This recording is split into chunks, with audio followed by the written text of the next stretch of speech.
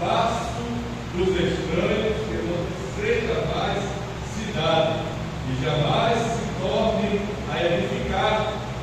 Por isso que glorificará um povo poderoso, e a cidade das nações formidáveis te temerá, porque foste a fortaleza do pobre, e a fortaleza do necessitado, na sua busca, refúgio contra a tempestade e sombra contra o calor, porque o sopro dos opressores é como a tempestade, como o muro, como o calor em lugar seco, assim abaterás o ímpeto dos estranhos, como se abranda o calor pela sombra da espessa nuvem, assim o canto dos tiranos será humilhado, e o Senhor dos Exércitos dará neste monte a todos os povos uma festa com animais bons, uma festa com vinhos novos, com tucanos duros e com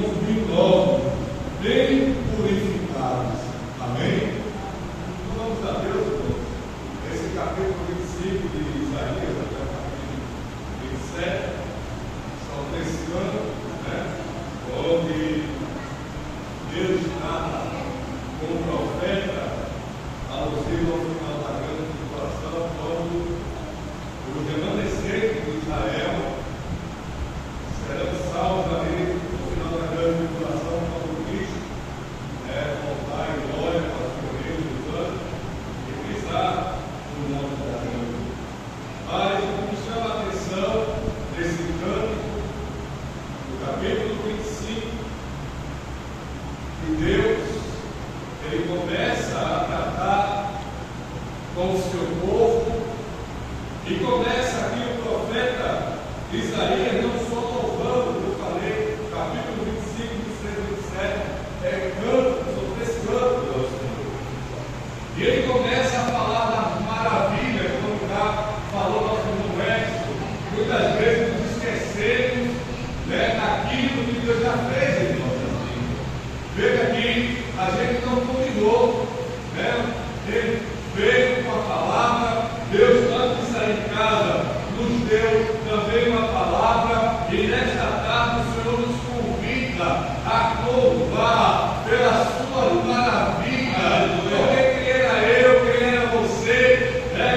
Poucos, ou quem sabe muitos aí, ouviram, né? O pastor sempre pedindo as lives, oração, né? E até hoje, ninguém descobriu o que eu tenho, sabe sobre as causas de insuficiência cardíaca, trombose nas pernas, 7 trombose do olho direito, 7 cirurgias do meio, tantas coisas, derrame pleural, infarto, e até hoje a medicina não conseguiu entender como é que foi que isso aconteceu, estando as minhas coronárias limpas para a honra e glória do nome do Senhor, o coração ficou grande, inchado, com a regalia, mas uma coisa eu sei, irmão, o Deus que prometeu naquela UTI que iria restaurar a minha saúde, ele tem feito, talvez não seja, né?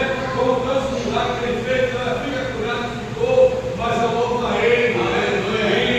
Em maio do ano passado, dia 20, né? De maio do ano passado, quando eu fiz a minha último ecocardiograma, e graças a Deus, o coração que era não severo, e o médico disse: olha, é daí para o transplante, é daí para maior, e graças a Deus, Deus aleluia, graças a Deus, o meu coração vai estar no tamanho normal, aleluia, Deus ele opera, então devemos louvar a nossa preparação, aleluia, e a maior maravilha ele fez quando nos tirou do saco do outro, e nos colocou em uma roça que é Cristo, nos pintou e colocou em nossa boca um novo canto, mais voltando para aqui, que as horas boas, né? Eu acho interessante que a primeira parte dessa canção, o profeta Isaías, ele fala sobre uma cidade forte. Eu imagino ele lembrando da cidade de Jericó. Quando nós vemos ali Josué, no capítulo 5, quando o Senhor dá as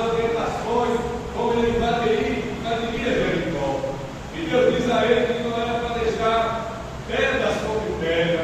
Deus amaldiçoa Jericó.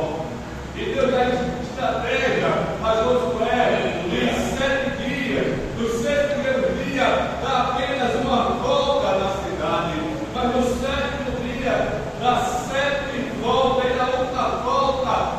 No dia do 7º dia, tocar a buzina, quebrar, acender as portas.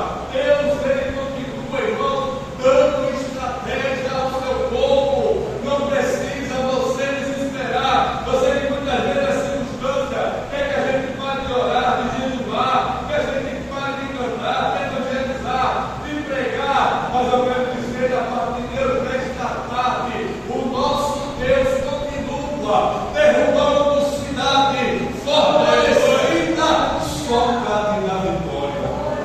Glória a Deus. Aleluia. E chega o capítulo 6 de Josué. E a Bíblia diz que da primeira volta, da segunda, Jericó era a cidade em que os seus muros, além de serem altos, eram largos, chegavam aproximadamente a 3 metros de largura, dava para o dia de hoje transitar um tanque de guerra. Além do mais, para dificultar a entrada, a casa das pessoas que não tinham condições, no caso da prostituta árabe, entre outros, que tinha mesmo ciclo de vida, né?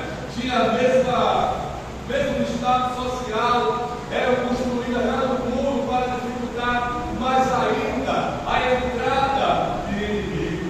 Mas Deus, ele continua lutando com estratégia, não adianta se desesperar. Mas quando a gente chega aqui no altar de Deus e dobra o nosso coração diante dele, Deus, ele nos dá estratégia. Glória a Deus. Aleluia. E deu a segunda volta, deu a terceira, quem sabe o povo olhava lá de cima e dizia: oxe, continua orando, continua jejuando, e nada muda, nada muda, nada muda. Passou 2025, já chegou 2026 e nada muda. Mas continue dando a volta. Deus falou: continue dando a volta. Glória a Deus. E diz a palavra, chegou o 7º dia, aí deu a primeira volta, a segunda, a quinta, a sexta, mas quando chegou a 7ª volta, e chegou o momento de quebrar o cântaro, que significa humilhação, e de acender a tocha, e se domina o poder do Espírito Santo, a chama, o fogo em nossas vidas. Agora chegou a hora de cantar, tocando as buzinas. E a Bíblia diz que Deus não precisou de uma leitinha, nem de misto telhado, não precisou de dinamite. A muralha era implodiu e desceu inteira aquele solo para o povo passar. Mas tem uma coisa que lembrou o outro de volta, assim como tinha a marca do sangue na casa do povo hebreu do Egito, lá na casa de Rabi, e a famosa espinha também tinha o filho escarlate, representando o sangue, e nós temos o sangue do Cordeiro de Deus, que é Cristo, e o inimigo da gente ele não toca. Até para chegar perto, ele tem que pedir permissão ao papai, como aconteceu com Jó. Mas tem uma coisa, continua humilhando, se quebrando, como cântaro, continua mantendo a chama acesa da tua fé na oração, porque a muralha vai cair, gigante vai cair, mas vai se abrir, e vai se abrir, porque o teu Deus, ele continua despedaçando a muralha do pecado. Aleluia. Jericó foi derribada, amaldiçoada por Deus. E também você tem mais irmão lá dos evangelhos, com a cura de Bartimeu e Lucas. Aí fala que lá na entrada, Marcos e Mateus, lá na saída, é porque essa Jericó que foi amaldiçoada por Deus, nunca mais era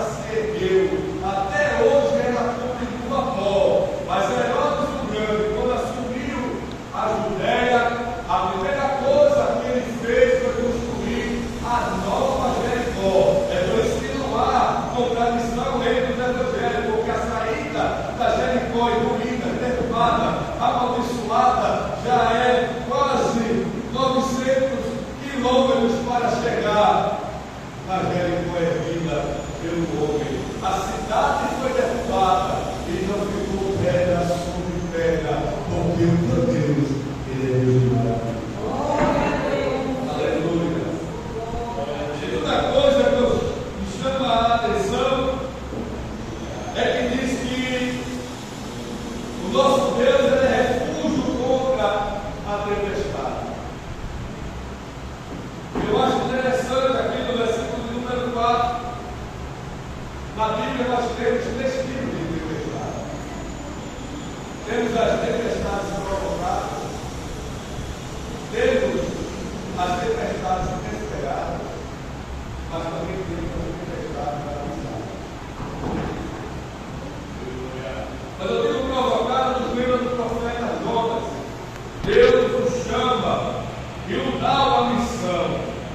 E o mesmo tenta empatar-se, uma cidade na Espanha, a quase 4.500 milhas náuticas, e de repente, para fugir de Deus, porque ele tem esconde, eu acho que ele teria se esquecido do Salmo 139, e ali diz a palavra que ele embarca e vai para o porão, e ali fica deitado, o navio suspende, e ele continua ali dormindo, mas Deus daqui a pouco começa a enviar o vento mais forte, porque quem agita as águas é o vento, e Deus começa a agitar. Eu não sei se hoje na escala da nossa marinha, tanto brasileira quanto internacional, o mar chegou ao nível 8, ou 10, ou 12, a Bíblia não diz, mas diz que ficou tão agitado que os homens começaram a perceber que iriam morrer, começaram a tirar água, começaram a fazer alejamento de peso para manter a estabilidade da embarcação, jogando os pesos, mas daqui a pouco o contraveste desce lá no porão e de repente encontra Jonas dormindo, tranquilo no meio daquela tempestade. Os marinheiros começam a ficar desesperados, e quando vira sorte, aponta para Jonas, e os marinheiros ficam preocupados em lançar no mar, para que o sangue dele não venha estar sobre as mãos daquele marinheiro. Mas ele, sabendo que ele era, ele diz: eu sou judeu e temo ao Senhor, e a culpa desta tempestade é minha. E aí ele é lançado para fora. A segunda tempestade é a inesperada. A inesperada está lá em São Marcos capítulo 4, versículo 35 ao 41, quando Deus diz para os discípulos: vamos para o outro lado.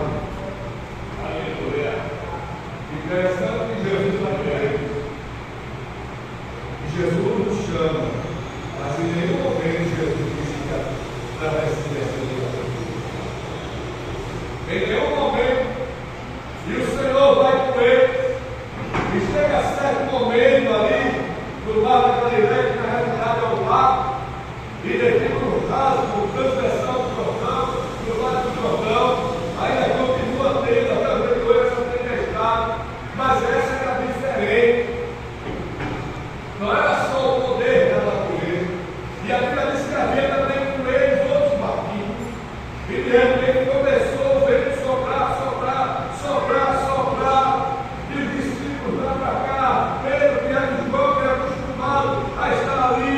E daqui a pouco eles se lembraram do mestre que estava na boca do barco. E vai lá e acontece, mestre, a gente vai morrer. E o Senhor está aí dormindo. Mas Jesus está na popa, embarcação nova. Quem fica na popa é o patrão, é quem manda, é quem dá a voz de folga. Se é para o bom, que é esquerda, vai para a esquerda. Se é para o leste, quer dizer, vai para a direita. Mas ele está na popa, porque ele está no controle da vida. Então ele chora. Glória a Deus, aleluia. Ainda que Deus está no UTI, mas eu quero dizer para você que o Deus que prometeu a Isaías 49 que sustentaria a nossa destra com a sua mão direita, ele continua, porque teve madrugadas que eu senti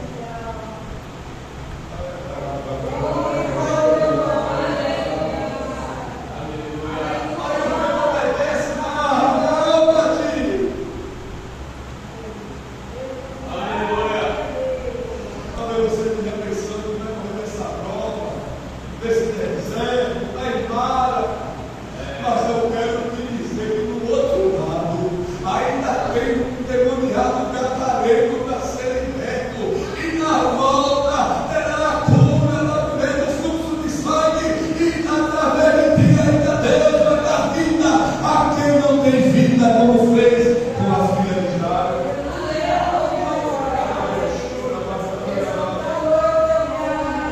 Jesus está no controle. Tanto da provocada, Jonas não morreu, foi lançado, mas Deus providenciou um grande peixe para o livrar, para o conduzir. Nesta, Jesus estava no barco e estendeu as mãos.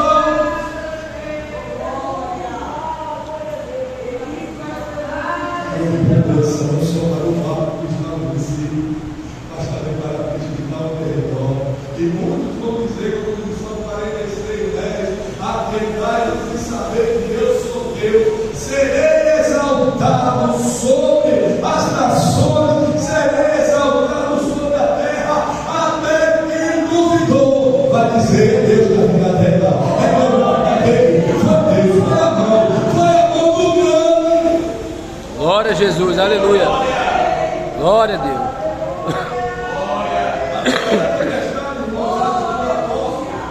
Capítulo 27, 28 de Atos. Esse cara não pode falar aquela frase que fala que Jesus não afunda. Cada vez mais pensar que é. No início da caminhada de Paulo, Deus prometeu que ele chegaria à cidade de Roma. E agora, no capítulo 27 de Atos, prisioneiro, naquela embarcação, Deus revela a Paulo que a embarcação não deveria tomar o caminho que viria, porque viria uma grande tempestade. E o ponto que eles iriam foi o vento norte e o vento leste, formando aquele nome de bonito, né?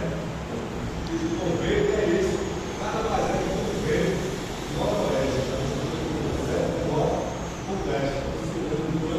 Os dois ventos causando aquele vento. E Paulo chama o capitão, o mestre, e diz: olha, não coma por este caminho, porque haverá uma grande tempestade. Mas eles não quiseram ouvir o homem de Deus, eles obedeceram e foram, e começou a também ficar agitado. Veio o furacão, despedaçou a embarcação, mas tem uma coisa: o Deus que te prometeu em vida, que vai te abençoar, que vai salvar, que vai libertar, que vai fazer, ainda que você esteja apenas com um pedaço de madeira. Glória a Deus, aleluia. Glória, aleluia. Glória a Deus. Que Deus passou para a tua vida. Glória a Deus. Não importa, ainda que a tempestade seja provocada por causa dele que coloca, irmão. Não vai dar tempo, eu preciso da pessoas lá no Rio, do departamento da família, que entraram em dívida porque fui na casa de outro e fui uma verdadeira bonita, que cuspia verde, cuspia água, refrigerante, que não tinha condições, entrou na prova e depois ficou com o pano dele. Não, quando a gente toma decisões e quer usar as nossas próprias forças e lá na frente tudo dá errado, o que nos resta é dizer: Senhor, tem misericórdia de você.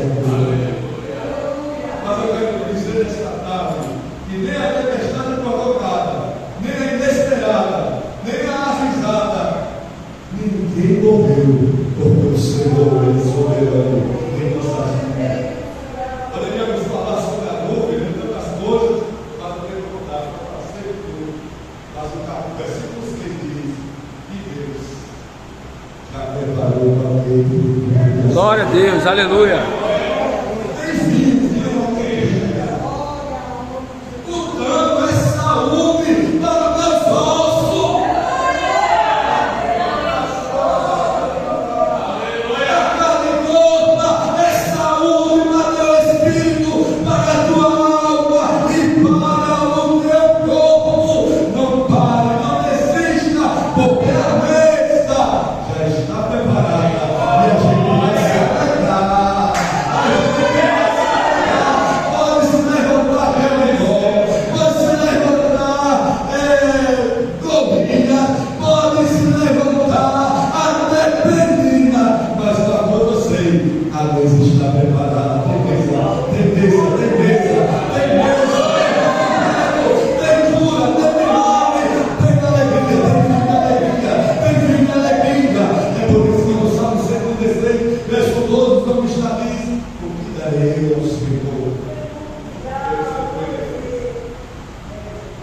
e o cálice da salvação. Aí o verso seguinte ele diz: beberei do vinho da alegria. Deus tem alegria.